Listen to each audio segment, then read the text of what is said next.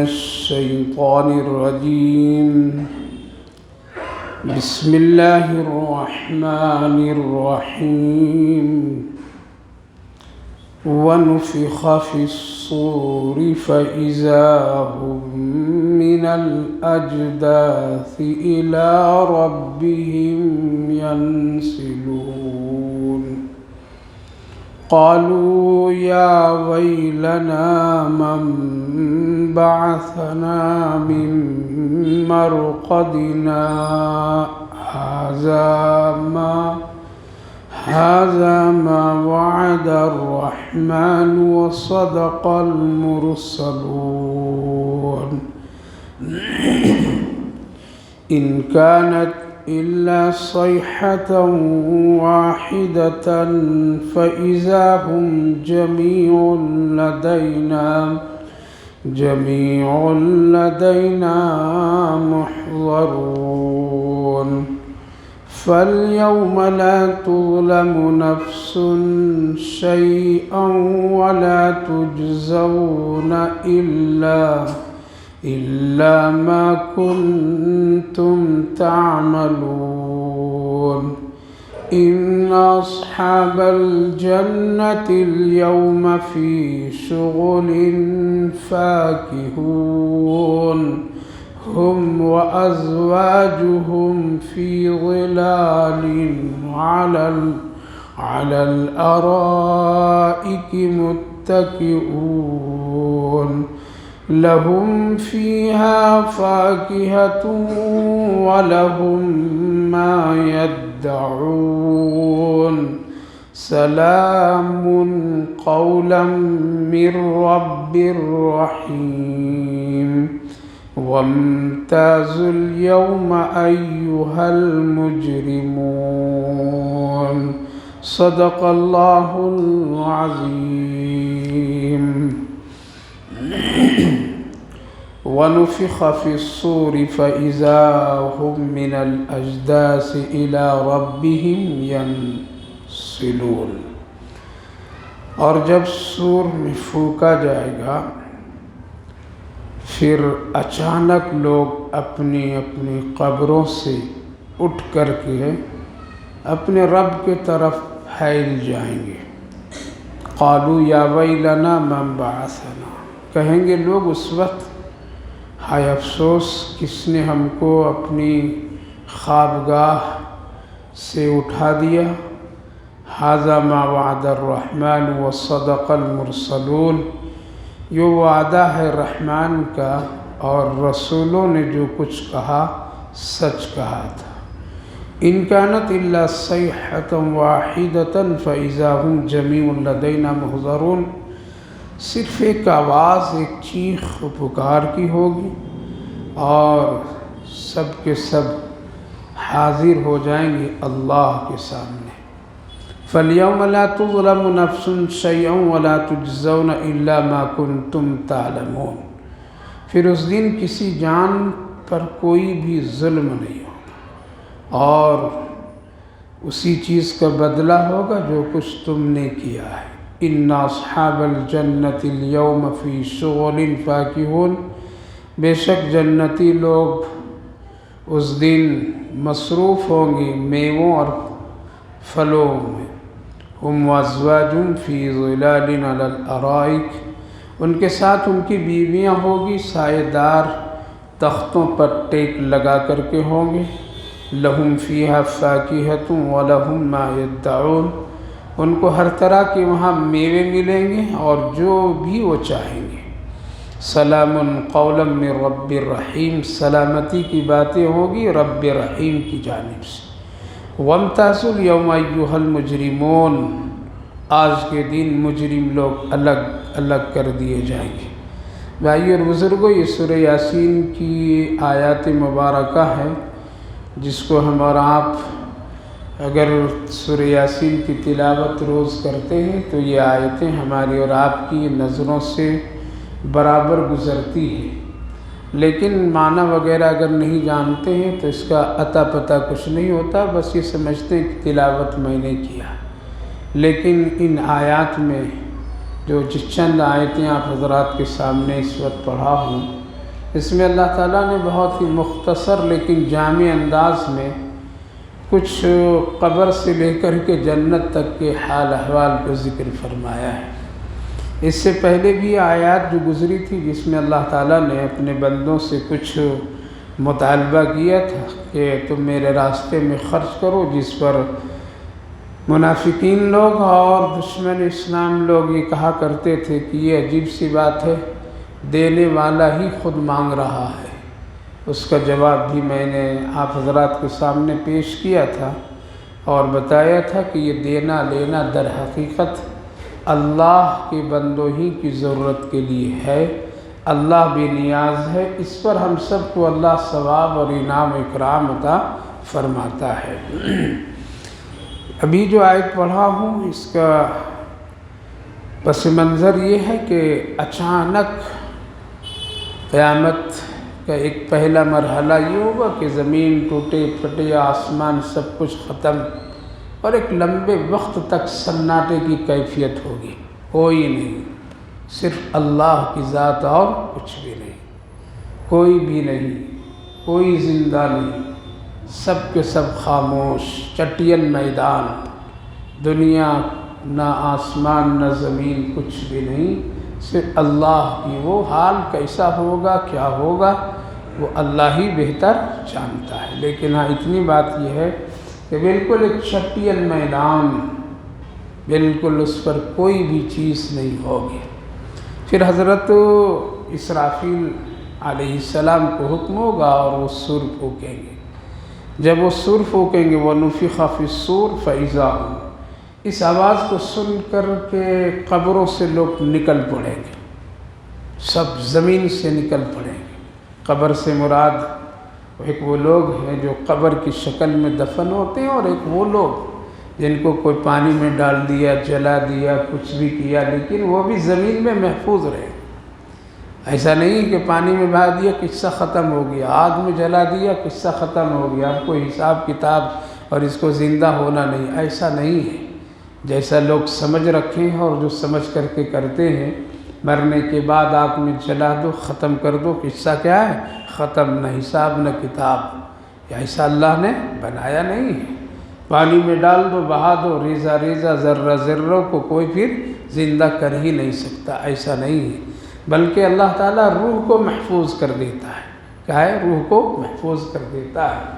تو اس وقت کی کیفیت یہ ہوگی، وہ ہر ایک جاندار یعنی خاص طور سے انسان، جنات جو مکلف ہیں، وہ اپنی اپنی قبروں سے اٹھ کھڑے ہوں گے۔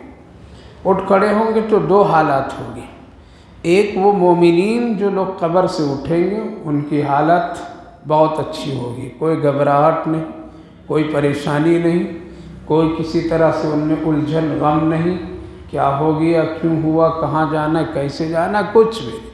وہ سکون سے اطمینان سے اپنی اپنی قبروں سے نکلیں گے اور بالکل چلتے چلے جائیں گے، ان کو معلوم ہو جائے گا، ان کو احساس ہو جائے گا کہ ہم کو کہاں جانا ہے، اور وہ میدان محشر کی طرف آرام و سکون سے نکلیں گے، جس کو قرآن کریم میں فرمایا گیا الا اولیاء لا خوف علیہم ولا هم یحزنون، جو اللہ کے دوست ہوں گے ان کو کوئی خوف کوئی ڈر نہیں، اطمینان و سکون سے سامان اٹھا کے لے چلیں گے۔ ایسا جس مسافر کے پاس میں ساری چیزیں ٹھیک ٹھاک ہوں، جس مسافر کے کاغذات بالکل مکمل اچھے ہوں، کسی طرح اس میں نقص نہیں، کوئی کمی نہیں، تو وہ ٹرین سے اترتا ہے، ہوائی جہاز سے اترتا ہے، نارمل انداز سے وہ اپنے گھر کی طرف، اپنی منزل کی طرف رواں دواں ہو جاتا ہے، اس سے کوئی پریشانی۔ اور اس کے پاس میں اس کے دستاویز، اس کے کاغذات ٹھیک نہیں ہو، یا اس کے پاس کوئی ایسی چیز ہے جو ممنوع ہے، جو لانا لے جانا ٹھیک نہیں، تو چھپتا ہے، ڈرتا ہے، گھبراتا ہے، خوف زدہ ہوتا ہے، پتہ نہیں کون مجھے پکڑے گا، کون میرے سامانوں کو دیکھے گا، ایک دہشت کی کیفیت اس میں ہوتی ہے۔ تو جو مومنین ہوں گے، ایمان والے لوگ ہوں گے، وہ قبروں سے اٹھیں گے تو ان کو کوئی پریشانی نہیں، چل پڑیں گے، آپس میں بات کرتے کرتے آ گیا وہ دن، اب اس سے بہتر جگہ کہاں جائیں گے، اس سے بہتر قبر سے اب بہتر کی جگہ جائیں گے، اب جنت جائیں گے، لہذا اس کو کوئی پریشانی دقت نہیں۔ وہ کافر لوگ اور مسلمانوں میں سے، مومنوں میں سے وہ لوگ جن کے اعمال ٹھیک نہیں ہوں گے، قبر میں جن کو کچھ راحت ہوگی لیکن پھر بھی وہاں عذاب میں وہ ہوں گے، لیکن جہنم کے عذاب سے کم درجے کے عذاب میں ہوں گے، تھوڑا سا سکون ہوگا وہاں پر۔ لہٰذا وہ لوگ کہیں گے قالوا یا ویلنا من بعثنا من مرقدنا ھذا ما وعد الرحمن، ارے کس نے اٹھا دیا، ہم تو ٹھیک ٹھاک جگہ پہ سو رہے تھے، کس نے مجھے بیدار کر دیا، کون مجھے جگہ دیا، یہ آواز کیسی ہے؟ وہ ذرا پریشان ہوں گے، ان کو معلوم ہو جائے گا کہ اس جگہ سے اب ذرا پریشانی کی جگہ جانا ہے، حساب و کتاب کی جگہ میں جانا ہے، اب حساب ہوگا میرا، مجھ سے سوالات ہوں گے، اور پھر پتہ نہیں کیا بنے گا۔ اگر جہنم میں جانا ہوا تو قبر سے تو زیادہ مسئلہ وہاں پہ پریشانی کا ہے، یہاں تو ذرا ٹھیک تھا، یہاں تو ذرا سکون تھا، لہٰذا وہ بہت پریشان ہوں گے تو کہیں گے بڑی حسرت سے یا ویلنا، کیا ہو گیا، کون جگہ دیا، ہم تو اچھے سے سو رہے تھے۔ جواب فرشتے دیں گے کہ تمہیں یہ جو جگانا ہوا ہے یہ وعدہ ہے جو اللہ نے کر رکھا تھا کہ تم کو ایک دن ہم قبر سے زندہ نکالیں گے، منہا خلقناکم وفیہا نعیدکم ومنہا نخرجکم تارۃ اخری، دوبارہ ہم اس مٹی سے پھر تمہیں نکالیں گے۔ وہ وقت آ گیا، اور وہ وعدہ جو رسول اللہ صلی اللہ علیہ وسلم یعنی انبیاء اور رسول تمہیں جو سنائے تھے وہ کیا ہے، وہ وعدہ اب پورا ہو گیا، اور یہ آج وہ مرحلے میں ہم لوگ پہنچ گئے ہیں۔ اس لیے تم پریشان جو ہو رہے ہو، یہ کوئی نئی چیز نہیں، یہ تو برسوں سے تجھے زندگی میں سنایا گیا تھا۔ آج علماء سنا رہے ہیں، جو انبیاء کے وارثین ہیں وہ بتا رہے ہیں مرنا ہے، اور مرنے کے بعد ایک دن زندہ ہونا ہے، ایسا نہیں ہے کہ فوراً یہ معاملہ ہو جائے، اس کے لیے اللہ نے وقت ٹائم سب مقرر کر رکھا ہے، اسی وقت وہ سب کرے گا، جلد بازی اللہ کے یہاں نہیں ہے۔ تو من مرقدنا ھذا ما وعد الرحمن وصدق المرسلون، تو لوگ اس وقت میں کیا ہوں گے کہ نکلیں گے قبروں سے اور پھیل جائیں گے، فرشتے ہانک دیں گے سب کو، آؤ ادھر، اب میدان محشر کی طرف سب نکل کر کے کھڑے ہو۔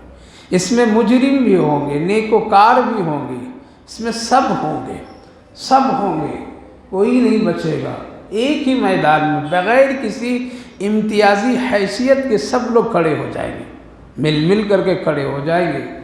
جو ذرا سا اپنے آپ کو سمجھتا ہو کہ میں تو گنہگار ہوں، میں گناہ کر کے آیا ہوں، اس کی سزا قبر میں تو سمجھ لیا ہوں، کسی نیک کو دیکھیں گے تو اس کے قریب ہوں گے، تاکہ ہو سکتا ہے اس کی برکت سے میرے لیے آج کچھ سکون مل جائے۔ لہٰذا وہ لوگ تلاش کریں گے، ڈھونڈیں گے، اور ذرا ادھر ادھر ہوں گے، لیکن اس وقت میں کوئی امتیازی حیثیت نہیں، سب مل جل کر کے ہوگے، سب مل جل کر کے ہوگے، اور ایک برسوں تک کے کھڑے ہوں گے میدان محشر میں، جس کو نبی کریم علیہ السلام نے فرمایا کہ کئی سال تک کھڑے رہ جائیں گے، کوئی ان کی طرف التفات نہیں کرے گا، اور وہ بہت پریشان ہوں گے اس وقت میں، اور اس پریشانی کے عالم میں ہر ایک کی یہی حال ہے کہ جو کچھ کرنا اللہ کر دیتا ہے، یہ مصیبت سے تو بہتر ہے کہ حساب کتاب ہی لینا تو لے لیتا جلدی۔ جیسے جب آدمی مجرم سزا پاتا ہے اور وہ کسی طرح سے پھنس جاتا ہے تو وہ یہی سمجھتا ہے جو کچھ کرنا ہے کر دیتا، تاکہ میں کچھ اپنے آپ کو ایک زندگی کے ایک رخ بنا لیتا، کیا سزا دینا ہے دے دیتا، کتنے دن قید خانے میں رکھنا ہے بتا دیتا، ہم اطمینان سے اپنے آپ کو کر لیتے، اور اتنے دن کے لیے ہم سمجھ جاتے کہ اب یہی میرا گھر، یہی میرا سب کچھ ہے۔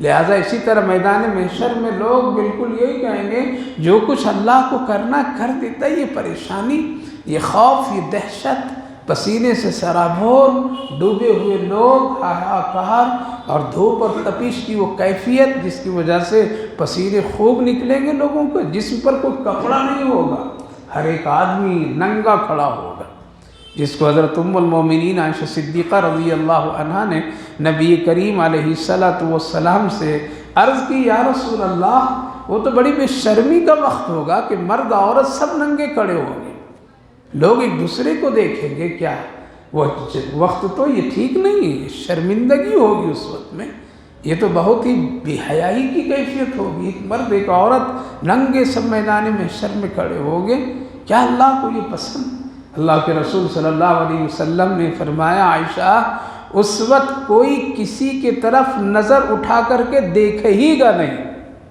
کون کس حال میں ننگا ہے یا کپڑا پہنا ہے، کچھ نہیں دیکھیں گے لوگ، اپنے اپنے حال پر ہوں گے۔ ظاہر ہے کہ جب آدمی کبھی کسی غم میں ہوتا ہے، پریشانی میں ہوتا ہے، کسی ایسی چیزوں میں اپنے دل کو لگائے رکھتا ہے تو اس کے سامنے کچھ بھی ہو جائے تو کیا کہتا ہے؟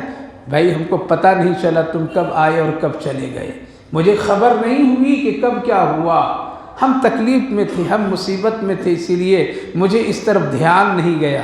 لہذا میدان محشر کے اس سے اندازہ لگائیے کہ کیا کیفیت ہوگی کہ آدمی ایک دوسرے کو دیکھے گا بھی نہیں تو وہ ننگا ہے یا کپڑا پہنا ہے، کس حال میں ہے۔ دوسری بات یہ ہے کہ اتنے پسینے سے لوگ ڈوبے ہوں گے، حدیث پاک میں کسی کا پسینہ گھٹنے تک، ٹکنوں تک، کمر تک، پیٹ تک، سینے تک کیا آ جائے گا اور وہ ڈوبے ہوئے ہوں گے، جس میں وہ سب لوگ چھپے ہوئے نظر آئیں گے، اس میں اتنا پسینہ نکلے گا۔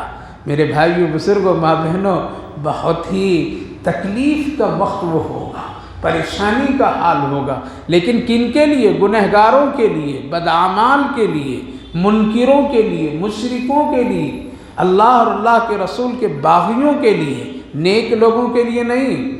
آپ اور ہم کہیں گے کہ اللہ عجیب و غریب اتنی شدت اور اتنی پریشانی میں اپنے بندوں کو چھوڑ دے گا، جبکہ وہ غفور الرحیم ہے، وہ رحمان الرحیم ہے، وہ شفقت اور کرم کرنے والا ہے، تو اتنی پریشانی کیوں دے گا؟ ہاں، اس لیے اللہ تو کہہ رہا ہے کہ پریشانی نہیں ہوگی تم کو، ہم تم کو عذاب نہیں دیں گے، میدان محشر میں بھی تجھے کوئی تکلیف نہیں ہوگی، قبر میں بھی کوئی تکلیف نہیں ہوگی۔ ایک کام کرو، میرے مطابق کام کر لو، دنیا میں میری اطاعت کر لو، میرے رسول کی اطاعت کر لو، میری مرضی پر چلو، لہذا کوئی پریشانی نہیں ہوگی۔ تو میرے بھائی بزرگوں، یہ پریشانیاں ان لوگوں کے لیے ہے جو لوگ اس دنیا میں موج و مستی کی زندگی گزار کر کے اللہ اور اس کے نافرمانی کر رکھے، ان لوگوں کے لیے پریشانیاں ہوگی۔ اور ایسے نیک لوگ اس لیے پریشان ہوں گے کہ جب تک حساب و کتاب نہیں ہوگا ان کو نہ جنت جانا ہوگا نہ کوئی معاملہ ہوگا، تو یہ پریشانی ان کو ہوگی، اور وہ لوگ یہ سمجھیں گے کہ یہ ہو جاتا تاکہ، لہذا ایک بڑی طویل حدیث ہے جس میں انبیاء علیہم السلام کی پھر آپس میں گفتگو ہوگی، اور ہر ایک نبی ایک دوسرے سے کہے گا کہ اللہ کے سامنے چلو اور چل کر کے سفارش کرو، آپ کر دیجئے تاکہ حساب کتاب کا سلسلہ شروع ہو جائے۔ ہر ایک نبی سے ملیں گے، آدم علیہ السلام سے ملیں گے تو وہ کہیں گے کہ آج میری ہمت نہیں ہے کہ میں اللہ سے کوئی بات کر سکوں۔ کیوں؟ آپ تو بڑے نبی ہیں، سب سے پہلے ہیں آپ، لہذا آپ کو بات کرنے میں کیا ہے؟ نہیں، مجھ سے ایک لغزش ہو گئی تھی، اللہ نے جس پھل کو کھانے کے لیے منع کیا تھا، ہم وہ پھل کھا کر کے اللہ کو ناراض کیے۔ شاید آج اللہ مجھ سے پوچھ لے تو آدم کے پاس جواب نہیں ہوگا، جب میں خود ہی اس حال میں ہوں تو دوسروں کی کیا سفارش کروں؟ کتنا پھل کھائے تھے؟ آج تو ٹرک کا ٹرک کھا گئے ہم لوگ، پھر بھی کوئی احساس نہیں، اور یہ ڈٹ کر کے ہم کہتے ہیں جواب دے لیں گے، اللہ کو جواب دے لیں گے، کیا پوچھے گا اللہ؟ دے دیں گے، جاؤ تمہارا مال تم اپنے سمجھ لو، جو لے لیا دیتا نہیں، یہ میرا ہے، میرا اس پر حق ہے، اللہ ہی سے ہم بات کر لیں گے۔ اتنی ہمت کہاں ہے؟ آدم علیہ السلام صرف ایک لغزش پر، جو بڑے نبی ہیں، سب سے پہلے نبی ہے، سب کا باپ دادا، وہ کیا کہہ رہے ہیں؟ مجھ سے ایک لغزش ہوئی، ڈر لگتا ہے، ان کو چھوڑ کر کے آگے نوح علیہ السلام، آپ ذرا کام کر دیجیے، وہ بھی جواب دیں گے۔ اتنے بڑے نبی، 950 سال جن کو زندگی اللہ نے دی، وہ کیا کہیں گے؟ میں بھی آج ڈرتا ہوں اللہ سے۔ کیوں آپ ڈر رہے ہیں؟ ڈر اس لیے رہا ہوں کہ وقت سے پہلے میں اپنی امت کی ہلاکت کے لیے بد دعا کر دی تھی، ہلاکت کے لیے بد دعا کر دی تھی، اس لیے ڈرتا ہوں کہ کہیں اللہ آج مجھ سے نہ پوچھ لے۔ صبح اٹھتے ہیں تو کسی کے لیے بد دعا ہم کرتے ہیں، شام کو کسی کے لیے بد دعا کرتے ہیں، دن میں کبھی کسی کے لیے ذرا سی تکلیف پر بد دعا کر دیتے ہیں۔ کیا اس کا سوال نہیں ہوگا؟ کیا اس کی پوچھ نہیں ہوگی؟ کیا اس کا حساب نہیں ہوگا؟ حضرت نوح علیہ السلام فرماتے ہیں کہ کہیں آج اللہ اگر ہم سے سوال کر دے تو نوح کو جواب دینا مشکل ہوگا، یہ کام ہم نہیں کر سکیں گے۔ وہاں سے بھی رشتہ کیا ہوگا؟ مایوس ہو جائیں گے۔ پھر دوسرے کے پاس آئیں گے، تیسرے کے پاس آئیں گے، حضرت موسیٰ علیہ السلام کے پاس آئیں گے لوگ، آپ بڑے جلیل القدر نبیوں میں نبی ہیں، آپ اللہ سے جب چاہتے تھے بات کر لیتے تھے، آج ذرا بات کر دیجئے نا، سارے لوگ کھڑے ہیں، سب کی امتیں کھڑی ہیں، ہم سے نہیں ہو رہا، آپ ذرا کیجئے۔ آپ سے اللہ ہم کلام ہوا کرتا تھا، بات جب چاہتے تھے کر لیتے تھے، ذرا آپ آ جائیے سامنے۔ حضرت موسیٰ بھی کہیں گے کہ مجھ سے بھی ایک غلطی ہو گئی تھی اور میں ایک آدمی کو ناحق قتل کر دیا تھا۔ اس کا تذکرہ قرآن کریم میں ہے، جبکہ اس کے بارے میں اللہ نے معاف کر دیا، قصہ ختم۔ لہٰذا اگر آج پھر اللہ اگر پوچھ لے گا تو موسیٰ کو جواب نہیں بن پڑا ہے، حالانکہ معافی ہو چکی ہے ان سب کی، لیکن پھر بھی وہ ڈر رہے، ہماری معافی ہوئی یا نہیں ہوئی کچھ پتہ آتا نہیں ہے، پھر بھی ہم شان سے کہہ رہے ہیں کہ دیکھ لیں گے، اللہ جو چاہے گا کہے گا۔ لیکن حضرت موسیٰ علیہ السلام اتنے بڑے نبی رسول کہہ رہے ہیں ایک قتل ہے، غلطی سے وہ بھی ہم نے کر دی۔ آج اگر اللہ پوچھے گا اور ان کا پوچھنے کا حق ہے تو موسیٰ کے پاس جواب نہیں۔ آج کتنے قتل کر کے کروا کر کے لوگ بیٹھے ہیں آرام سے، وہ سمجھتے ہیں کون ہے مجھے تجھے دنیا میں کوئی نہیں ٹوکے گا، دنیا کی عدالت تجھے بری کر دے گی، لیکن اللہ کے یہاں وہ گناہ باقی ہے۔ حضرت موسیٰ بھی، اب کون کس کے پاس لوگ جائیں؟ حدیث پاک میں طویل اس واقعے کو ذکر کیا گیا ہے، کس کے پاس جائیں؟ پریشان ہوں گے۔ حضرت موسیٰ علیہ السلام کہیں گے ایک کام کرو، ہم سب مل کر کے، آؤ آدم، آؤ نوح، آؤ موسیٰ، آؤ عیسیٰ۔ حضرت عیسیٰ علیہ السلام کے پاس بھی لوگ آئیں گے، وہ بھی کہہ دیں گے کہ میں ڈر رہا ہوں کہیں اللہ مجھ سے نہ پوچھ لے، تیری امت تیری جماعت کے لوگوں نے تجھ کو میرا بیٹا قرار دے دیا تھا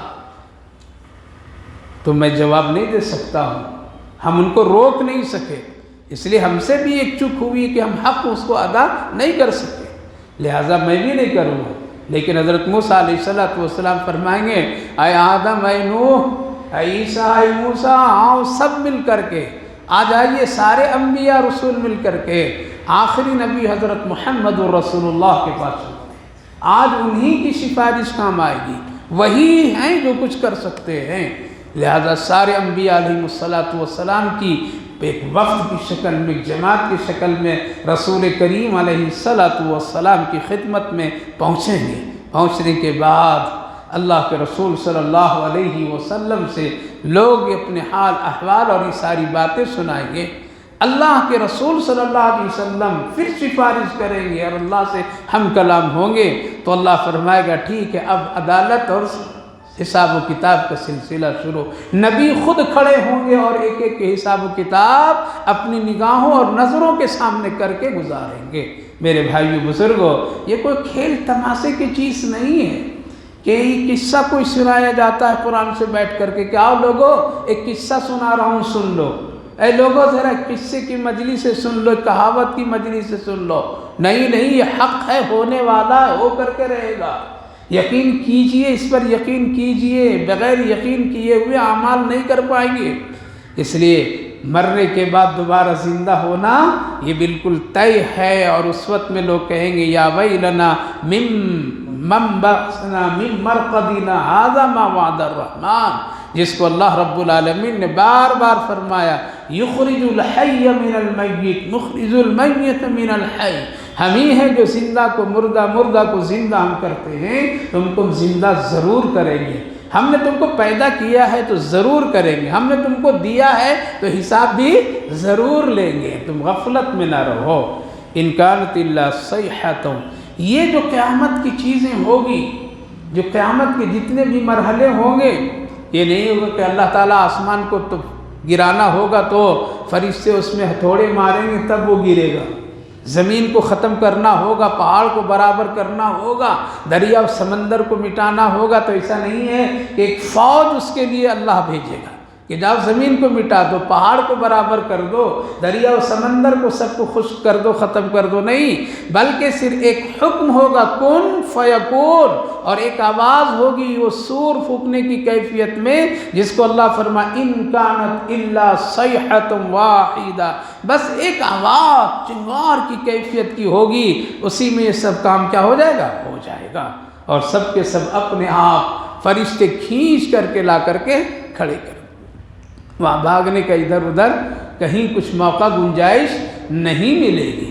نہیں ملے گی، کوئی گنجائش ہی نہیں نکلے گی، کہیں جا ہی نہیں سکتا آدمی، یہاں تو بھاگ کر کے چھپ سکتا ہے، ادھر ادھر جا سکتا ہے، یہاں وہاں سر اپنا بچا سکتا ہے، لیکن وہاں کوئی نہیں، اللہ فرمائے فَإِذَا هُمْ جَمِيعٌ لَدَيْنَا مُحْضَرُونَ، حاضر کر دیں گے، فَالْيَوْمَ لَا تُظْلَمُ نَفْسٌ شَيْئًا وَلَا تُجْزَوْنَ إِلَّا مَا كُنْتُمْ تَعْمَلُونَ، پھر اس دن ہم کسی نفس پر کوئی ظلم نہیں کریں گے، وہی چیز کریں گے اس کے ساتھ جو کچھ وہ کر کے آیا ہوگا، نیکی کر کے آیا ہوگا تو نیکی کا بدلہ، برائی کر کے آیا ہوگا تو برائی کا بدلہ، ایسا نہیں ہوگا کہ نیک لوگوں کو بھی سزا، یہ دنیا میں ایسا ہوتا ہے، معصوم کو مجرم بنا دیا جاتا ہے، اور یہاں گنہگار کو معصوم قرار دیا جاتا ہے، لیکن اللہ کے یہاں ایسا نہیں، وہاں جو نیک نیک، برا برا، دودھ کا دودھ، پانی کا پانی اللہ کر کے رکھے گا، فَالْيَوْمَ لَا تُظْلَمُ،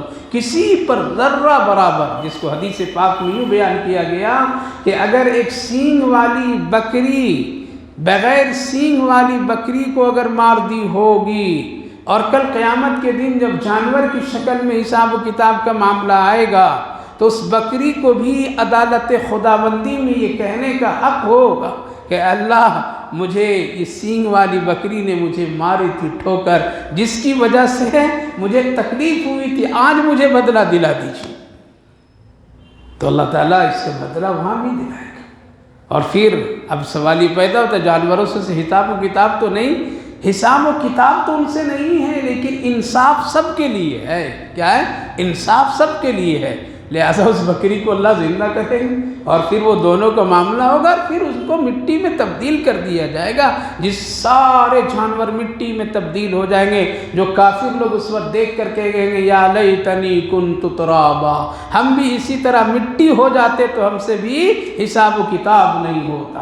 آج اگر کسی کو کہہ دیا جائے جانور تو ناراض ہو جائے گا، کل جانور جیسا گنہگار بننے کے لیے تیار ہوگا، کاش کہ ہم بھی اسی طرح ہوتے، مٹی ہو جاتے تو ہم سے حساب و کتاب نہیں ہوتا، یا لیتنی کنت ترابا، تو وہاں کسی پر کوئی ظلم نہیں، انصاف کا ترازو، انصاف کی عدالت، وَلَا تُجْزَوْنَ إِلَّا مَا كُنْتُمْ تَعْمَلُونَ۔ جنتیوں کا ایک آیت میں اللہ نے کتنی خوبصورت نقشہ کھینچا، إِنَّ أَصْحَابَ الْجَنَّةِ الْيَوْمَ فِي شُغُلٍ فَاكِهُونَ، جنتی لوگ، بے شک جنتی لوگ اس دن بہت میووں میں مشغول ہوں گے، مثال کے طور پر میں جب جنت میں داخل ہوں دیکھیں گے تو سب یہ پھل کھائیں گے، وہ توڑیں گے، یہ لائیں گے، وہ لائیں گے، اسی میں رہیں گے سب لوگ، مزے لیں گے، یہ کتنی اچھی چیز، تعریف میں تھکیں گے نہیں، یہاں تو تھک جاؤ گے۔ جیسے مثال کے طور پر میں ایک سمجھیے ایک باغ ہو، اس میں ہر طرح کے پھل ہو، اور وہاں چھوڑ دیا جائے کہ جاؤ اس میں جتنا تمہاری مرضی جا کے توڑو، کھاؤ پیو، تو کیا کریں گے لوگ؟ کہیں گے کہ جتنا ہے وقت ملا 1.5 گھنٹے کا لے لو، جلدی سے توڑو، کوئی کسی سے بات نہ کرو، کوئی کسی سے سنو نہیں، لہذا لوگ جلدی جلدی توڑنا چننا کریں گے، وہاں جائیں گے تو اسی میووں میں، باغات میں وہ یہ پھل کھائیں گے، وہ پھل کھائیں گے، یہ پھل کھائیں گے، اور اس میں مصروف ہوں گے، مشغول ہوں گے، لوگ خوشیاں منائیں گے، اکیلے بھی نہیں ہوں گے، ہم وازواجہم، ان کی بیویاں بھی ان کے ساتھ ہوں گی، وہ بیویاں جو جنتی بیوی بنے گی شوہر کے ساتھ، ایسا بھی ہو سکتا ہے دونوں کو ٹرائل ہو جائے، ایک جنت میں اور ایک جہنم میں، کون کہاں کھسک جائے، ہو سکتا ہے شوہر جہنم چلا جائے اور بیوی جنت، تو انتظار کرنا پڑے، بیوی اگر جہنم شوہر وہاں تو ان کو ان کے سے انتظار کرنا پڑے، ایسی زندگی گزاریے نیکی کا، اس طرح سے نیک بن کر کے دونوں زندگی گزاریے کہ دونوں ہاتھ پکڑ کر جنت میں چلی جائیں، ایسا بنیے، تو وہاں بیویاں ہوگی، ہم ازواج فی ظلال علی الارائک متکئون، جنت کے تختوں پر بیٹھے ہوئے میوے پیش ہوں گے، وہاں لانے کی بھی ضرورت نہیں۔ اس کی ایک مثال آج تو دنیا میں اللہ رب العالمین نے ایسا نظام بھی بنا دیا ہے، دکھا رہا ہے۔ ایسے ایسے ہوٹلز کھل گئے ہیں، آپ بیٹھ جائیے تو سارے کھانے کا چکر دسترخوان کی طرح سامنے سے گزرتا، جو چاہیے آپ لے لیجیے۔ آج لوگ بنائے ہیں ایسا، یہ جنت کے ایک جھلک سمجھ لیجیے۔ کھانے والا ایک جگہ پر بیٹھ جاتا ہے اور اس کے سامنے سے ساری چیزیں گزرتی رہتی ہیں، ہزاروں قسم کی چیزیں اس کے ساتھ سے گزرتی رہتی ہے، وہ چن چن کھاتے رہتا، مزہ لیتا ہے۔ یہ دنیاوی لطف مزہ ہے، وہاں کا تو الگ ہی انتظام، بیٹھیں گے تو سب کچھ آئیں گے۔ اللہ فرمایا وَلَهُم مَا يَدَّعُونَ، تم سوچو گے تیرے پاس آ جائیں گے۔ لہٰذا یہ جنتیوں کی ایک شان ہوگی، جنتیوں کے ایک بہت ہی بڑا اس کی کامیابی ہوگی، جس کو اللہ کے رسول صلی اللہ علیہ وسلم نے فرمایا اللہ نے فرمایا ذَلِكَ الْفَوْزُ الْعَظِيمُ، جنت میں چلا جانا یہ تیرے لیے بڑی کامیابی ہے۔ تو میرے بھائیو بزرگوں، یہ قصہ، یہ واقعہ، یہ حالات جنت کے کوئی ایسے لوگ نہیں سنائے ہیں، دنیا والوں کی کہانی اور کہاوت نہیں، اللہ بتا رہا ہے۔ ہم وازواجہم فی ظلال علی الارائک متکئون، جنت کے تختوں پر ٹیک لگا کر کے بیٹھے ہوں گے۔ وہ واقعے سے اندازہ لگائیے جو گفتگو ہوئی تھی ایک موقع پر، حضرت ام المومنین عائشہ صدیقہ رضی اللہ عنہا اور حضرت فاطمہ رضی اللہ عنہا دونوں آپس میں اسی تختوں کی گفتگو کی تھی، میدان محشر کے سلسلے میں گفتگو کی تھی۔ سبزی کاٹتے کاٹتے کچھ نیکی کے بات کر لیا کیجئے میری ماں بہن، کچھ چاول چنتے چنتے باتیں جنت کی بھی کر لیجئے۔ ماں بیٹی دونوں، حضرت ام المومنین عائشہ صدیقہ ماں بیٹی حضرت فاطمہ، گھر کے کچھ کام کچھ چین رہی ہیں، کچھ کام کر رہی ہیں، کرتے کرتے جنت کی سوچ، جنت کی ادائیں، جنت کی گفتگو۔ آج تو ہم لوگ ادھر کاٹتے ہیں ادھر فلمیں دیکھتے ہیں، چاول چنتے ادھر گناہ کے کام بھی کرتے ہیں۔ کبھی بیٹھ کر کے اس پر بھی غور کیجیے، اللہ نے چاول کتنا خوبصورت بنایا ہے، ہماری روزی کا کتنا بہترین انتظام کر دیا ہے۔ یہ ترکاری اور سبزیوں میں لذت مزے کون دے رہا ہے؟ کبھی اس کو دیکھ کر کے، کھا کر کے، کبھی اس کو کاٹ کر کے اللہ کی حمد و ثنا اور شکر ادا کیجیے۔ دونوں ماں بیٹی یہ کام کر رہے ہیں، گفتگو ہو رہی ہے، اس میں حضرت فاطمہ رضی اللہ عنہ ہنس پڑی۔ تو حضرت ام المومنین عائشہ صدیقہ رضی اللہ عنہ نے پوچھی کہ بیٹی فاطمہ کیوں ہنسی؟ یہ ہنسی تجھے کیسے آ گئی؟ یہ ہنسی کیسے آئی؟ کہا کہ نہیں، کام کرتے کرتے جنت کی ایک خیال میرے دلوں میں آنے لگا۔ کیا ہے بے، مجھے بھی سنا ہوں، جنت کا کیا خیال آ گیا تیرے دل میں اچانک؟ کہا کہ خیال یہ آیا کہ جب میدان محشر میں ہم اور آپ سب لوگ ہوں گے، جیسے قرآن کہہ رہے ہیں ہم وازواجہم، سب لوگ ہوں گے، تو وہاں کا ایک نقشہ میرے دل میں اور ذہن میں آنے لگا کہ ہم کتنی خوش نصیب، ہم کو اللہ نے بنایا۔ اللہ کا بہت شکر ہے کہ ہر ایک کو جب وہاں پکارا جائے گا، کیا پکارا جائے گا؟ فلاں ابن فلاں، فلاں ابن فلاں، آپ فلاں کے بیٹے، آپ فلاں کی بیٹی، حساب دو، جنت میں جاؤ فلاں فلاں۔ میرے نام کے ساتھ کس کا نام آئے گا؟ محمد الرسول اللہ، فاطمہ بنت محمد۔ لیکن معلوم امی عائشہ، آپ کے نام کے ساتھ ابو بکر صدیق کا نام آئے گا۔ کس کا نام؟ آپ کو جب اللہ میدان محشر میں پکارے گا تو عائشہ بنت ابو بکر صدیق، میرے نام میں محمد۔ پتہ چلا کہ ذرا آپ سے میں مقام میں ہوں۔ ماں بیٹی کی پیار بھرا گفتگو ہے، جھگڑے نہیں، تکرار نہیں۔ آج تو نفرت ہی نفرت ہے، کیا ساس، کیا بہو، کیا داماد، کیا لوگ، نفرت زیادہ ہے، محبت کم ہے۔ کیوں؟ ہمارے رشتے ہی مطلبوں سے قائم ہوتے ہیں، اور جو اس رشتے میں مطلب پرستی ہوگی وہاں محبت کبھی بھی نہیں آئے گی، اور جب رشتوں میں مطلب پرستی نہیں ہوگی تو پھر وہاں محبت آئے گی۔ تو حضرت ام المومنین عائشہ صدیقہ رضی اللہ عنہا تھی، اللہ نے چن کر کے رسول اللہ کی خدمت میں بھیجا تھا۔ بڑی ذہین تھی، علم والی تھی، اللہ یوں ہی نہیں ان سے نکاح کروایا تھا، کچھ حکمت ہی ہے اللہ کی۔ اسی لیے جواب کیا دیا؟ ہاں بیٹی بالکل ٹھیک ہے، تیرا نام رسول اللہ کے ساتھ، لیکن آگے تھوڑا بڑھو، سورہ یاسین پڑھو ذرا، دیکھو لہم فیہا ازواج ہم وازواجہم فی ظلال علی الارائک متکئون۔ کہاں؟ بیویوں کے ساتھ لوگ جنت کے تختوں میں ٹیک لگا کر کے بیٹھے ہوں گے. کون؟ تو ذرا فاطمہ وہاں دیکھو. ٹھیک ہے تو بھی جنت میں جائے گی اور ہم بھی جنت میں جائیں گے. میرے تخت پر کون ہوں گے؟ محمد الرسول اللہ، کیونکہ میں رسول اللہ کی بیوی. تیرے تخت پر کون ہوں گے؟ علی ہوں گے. تو علی کی بیوی، اور علی رسول اللہ سے نبی ہے اور صحابی ہے. لہذا میرے تخت پر سرتاج انبیاء محمد الرسول اللہ، اور تیرے تخت پر علی ہوں گے. حضرت فاطمہ سمجھ گئی درجے میں بہت زیادہ فرق ہے. عائشہ ہے، ماں ہے، لہذا کبھی بھی ماں کے درجے پر بیٹی نہیں آ سکتی ہے. بہو کبھی ماں کے درجے پر نہیں آ سکتی ہے. ماں کی محبت، بیوی کی محبت کو اللہ نے الگ الگ سانچے میں رکھا ہے. دونوں کے مقام اور درجے کو الگ الگ رکھا ہے. دونوں کے حق اور حقوق کو اللہ نے الگ الگ رکھا ہے. لیکن آج دونوں کو گڑبڑ لوگ کر کے زندگی گزارتے ہیں. کبھی بیوی کے حق دبا کر کے ماں کو فوقیت دے دیتے ہیں. یہ بھی ٹھیک نہیں ہے، یہ بھی جائز نہیں ہے، یہ بھی گناہ ہے. اور کبھی کبھی ماں کو ذلیل کر کے بیویوں کو درجہ دیتے ہیں، یہ بھی ٹھیک نہیں ہے. دونوں کا درجہ ہے. قرآن پڑھیے، دونوں کا مسئلے حل اللہ کر کے رکھا ہے. لہٰذا میرے بھائی بزرگوں، یہ وہ لہم فیہا فاکہۃ ولہم ما یدعون، سارے لوگ ہوں گے، شوہر بیوی ہوں گے، جنت کی حوریں ہوں گی، نعمتیں ہوں گی، باغات ہوں گے، پھل فروٹ ہوں گے. اور ایک جملہ سلام قولا من رب الرحیم. وہاں اللہ بلا کچھ نہیں بک سکتے ہیں. زبان پر اللہ نے ایسا کنٹرول کر دے گا کہ آپ بول ہی نہیں سکتے. یہاں جو چاہو بول دو، جتنا جھوٹ چاہو بول دو، جتنا چاہو دھوکے کی بات بول دو، جتنی غیبتیں کر لو، جتنا بک بک کرتے رہ جاؤ. وہاں کچھ نہیں. وہاں بس ایک دو جملے ہی کی گفتگو ہوگی، اسی میں سارا کام ہو جائے گا. سارا کام اسی میں ہو جائے گا. جس طرح سے کمپیوٹر میں ایک بٹن آپ دبائیے تو سارا کیا ہے، نقشہ کھل جائے گا. ایک کتاب دیکھنا کسی عنوان سے ایک کلک کیجئے تو اس پر ساری کتابیں آ جاتی ہے، سارے مضامین آ جاتے ہیں.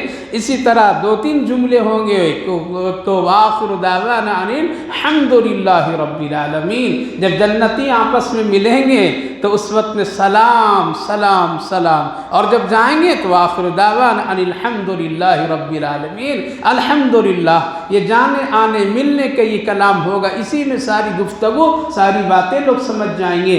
اللہ کی طرف سے ایک بات، سلام قولا من رب الرحیم، سلامتی کی باتیں. کس کے طرف سے؟ مہربان رب کی طرف سے. سلام، کوئی تکلیف نہیں. یہاں تو کہا جاتا اللہ تجھے سخت عذاب دے گا، اللہ تجھے ذلیل کر دے گا، اللہ تجھے جہنم میں ڈالے گا. لیکن جنت میں جانے کے بعد یہ ساری باتیں ختم. وہاں بس یہی، میرے بندے تو ہے، آؤ مجھے دیکھو، خوش ہو جاؤ، کیا کمی، نعمتیں، سلامتی سلامتی. خلاصہ یہ ہے کہ یہ جنتیوں کے معاملات ہیں، میدان محشر کے معاملات ہیں. یہ حق ہے اور سچ ہے، ہونا بالکل طے ہے. یہ جملہ جو میں نے آخری میں آیت کریمہ کے یہ ٹکڑا سلام قولا من رب الرحیم، یہ بڑی بابرکت ہے. بزرگان دین علماء کرام فرماتے ہیں کہ اس کو پڑھا کرو. کیا کرو؟ پڑھا کرو. جو آدمی صبح صبح اس کو پڑھ لیتا ہے تو اللہ رب العالمین اس پر سلامتی فرماتا. کوئی اس کے ساتھ میں زیادتی نہیں ہوتی. کوئی ایسی بات سننے سے اللہ بچا دیتا ہے جس سے اس کے صدمہ، تکلیف، پریشانی ہو. بیماریوں میں اس کی بڑی شفا اور حفاظت. سلام قولا من رب الرحیم. کبھی کبھی اگر کوئی پریشان اور بیمار زیادہ ہو جائے، علاج کام نہیں آئے، تو ہمارے بزرگوں کا تجربہ ہے کہ کوئی برتن لے لو اور اس میں سلام قولا من رب الرحیم لکھو اور اس کا پانی مریض کو پلا دو تو اللہ اس کی برکت سے کیا کرے گا؟ شفا عطا فرما دے گا. یہ بڑی برکت کی آیت ہے، بہت چھوٹی آیت ہے، بڑی پیاری آیت ہے، آسان آیت ہے. اس کو ہر گھر میں پڑھنا چاہیے، ہر آدمی کو پڑھنا چاہیے، ہر بچے کو سکھانا چاہیے. سلام قولا من رب الرحیم، سلام قولا من رب الرحیم. اے اللہ تو سلامتی مجھ پر عطا فرما. الرحمٰ، تو مہربان مولا ہے، تو ہی ہم کو سلامتی عطا کرنے والا۔ یہ ساری چیزیں اس میں مطالبہ ایک بندہ کرتا ہے، اور اللہ پھر کہتا ہے کہ جو بندہ مجھ سے سلامتی چاہ رہا ہے جس کو سلامتی دے دو۔ اس لیے دنیا میں بھی سلامتی، آخرت میں بھی سلامتی، خاص کر کے دشمنوں سے سلامتی، بیماریوں سے سلامتی، حوادثات سے سلامتی۔ اس لیے سورہ یاسین جب پڑھتے ہیں تو اس آیت کریمہ کو یاد رکھیے، روزانہ صبح اور شام 100 مرتبہ کم سے کم پڑھ لیا کیجئے۔ جب کوئی بیمار ہو تو پانی پر دم کر کے اس کو پلائیے، ادھر ادھر مت بھاگیے۔ ادھر ادھر مطلب سمجھیں، سمجھ جاتے ہیں، ادھر ادھر مت بھاگیے، اپنے خود دم کر کے پلائیے، اپنے خود دم کر کے پلائیے، اپنے خود دم کر کے پیجیے۔ وہ آبا بابا ادھر ادھر مت جائیے، ناریل کے پانی، نیمبو کا پانی، مندر کے پانی، مزار کا پانی، گنگا کا پانی، وہاں کا پانی، یہاں کا پانی، خود پڑھو اور دم کرو۔ آپ بیمار ہو جائیں تو کس سے کہیے کہ ذرا دم کرو؟ کس سے کہیں گے؟ گھر والوں میں سے بیوی سے کہیے کہ تم مجھ پر دم کرو، کہیں گے یہ تو بڑی عجیب بات ہے، میرا ناک کٹ جائے گا ہے۔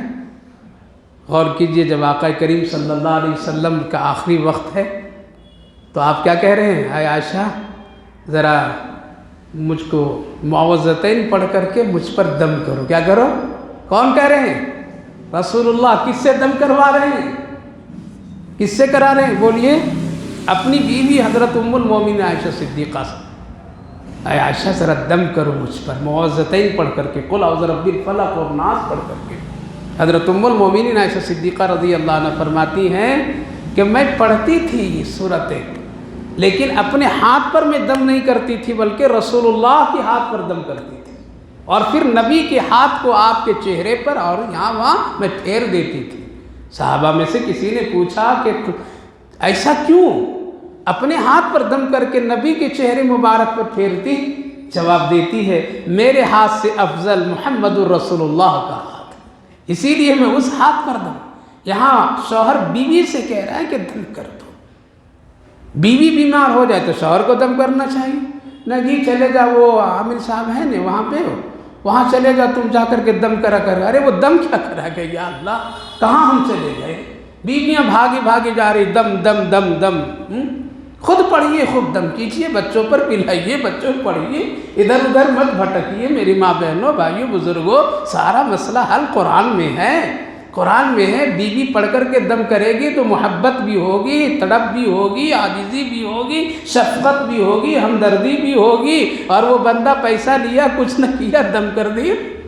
اس لیے میرے بھائیوں بہنوں ہمیشہ قرآن کی طرف لوٹ کر کے آئیے۔ سلام قولا من رب الرحیم، نبی نے آخری وقت میں یہ عمل کر کے امت کی ماں بہنوں کو پیغام دیا، تم ادھر ادھر نہیں بھٹکنا بلکہ تمہارا کہاں کام ہے؟ قرآن میں ہے۔ سلام قولا من رب الرحیم، یہ پڑھیے، سورہ فاتحہ پڑھیے، دوسری چیزیں پڑھا کیجئے، انشاءاللہ اللہ چاہے گا شفا ضرور دے گا، یقین کے ساتھ کام کیجئے۔ لہٰذا سلام قولا من رب الرحیم ضرور یاد کر لیجئے اور خوب پڑھا کیجئے۔ کبھی کبھی پانی پر دم کر کے، کبھی تشریحوں میں لکھ کر کے بھی اس کا پانی پی لیا کیجئے، یہ شفا کی آیت کہا ہے۔ اللہ آپ کو بھی ہم کو بھی اس کی توفیق نصیب فرمائے۔ اللہ